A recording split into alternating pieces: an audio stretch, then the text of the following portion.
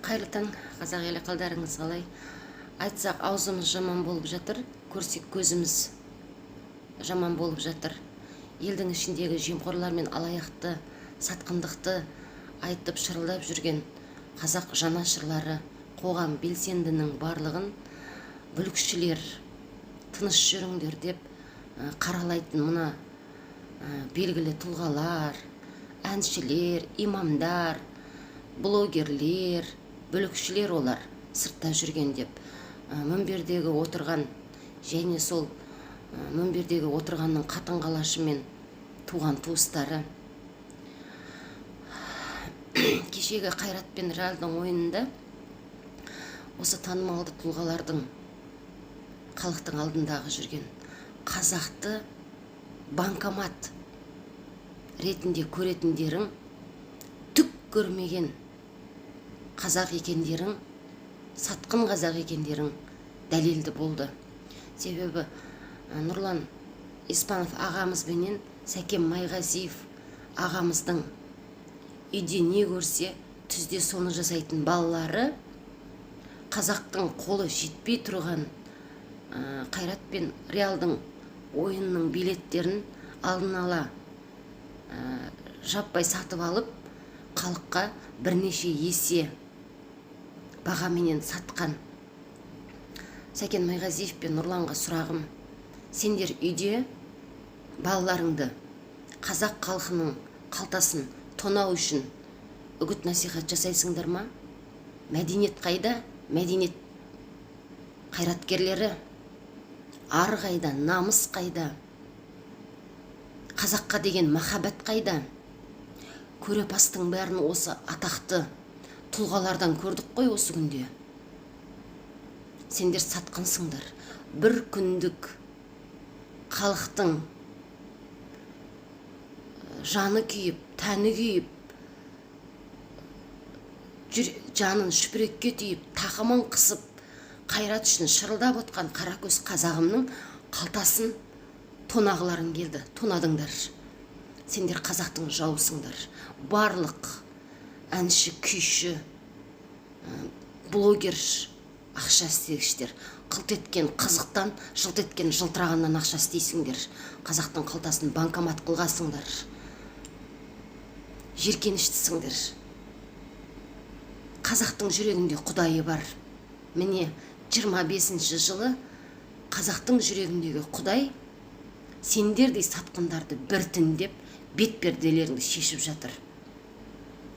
Сендердің бет-перделеріңді құдайдың қалауыменен саяси белсенділер шешіп жатыр, журналистер шешіп жатыр. Таусыласыңдар. 26-ның аяғына шейін сендер таусыласыңдар. Сендер қазақтың қоғамында құрметсіз адамдарға айналып барасыңдар. Өте аянышты, өте өкінішті, өте жеркенішті танымалды тұлға болып барасыңдар.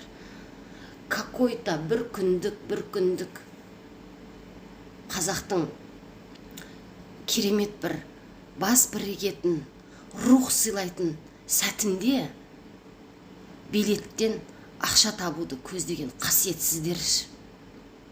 Кешегі Қайраттың ойыны қазақ жастарының жүрегіне рух сыйлады. Рух.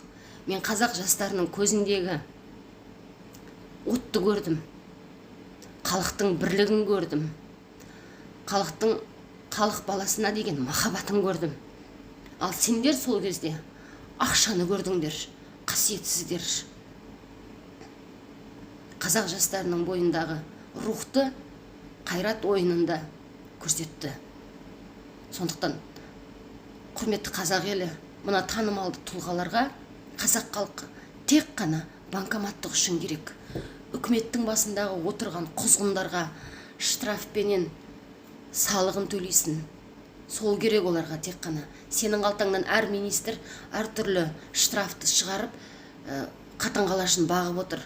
Ал мұны танымалды тұлғалар, имамдар, әншілер, блогерлер садақасын, лотереясын, сауда-саттығын жасап, қазақтың қалтасыменен қатын-қалашын бағып отыр.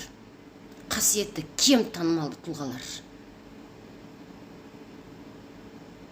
Қолдарыңмен аспанды ұстап тұрсаңдар да, қазақтың көк аспанын ұстап тұрсаң да, сендер ұстап тұрсаңдар да сендер сатқынсыңдар.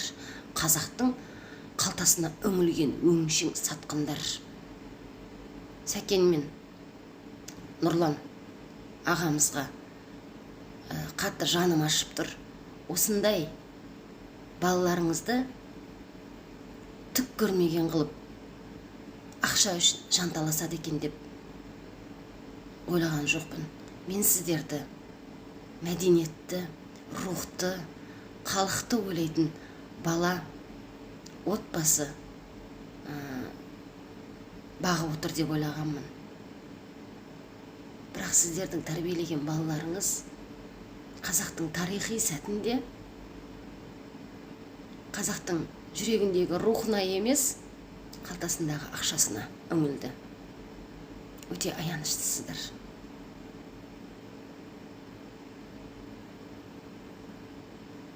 Шүкір, қазақтың жүрегіндегі Құдайы сіздердей қазақтың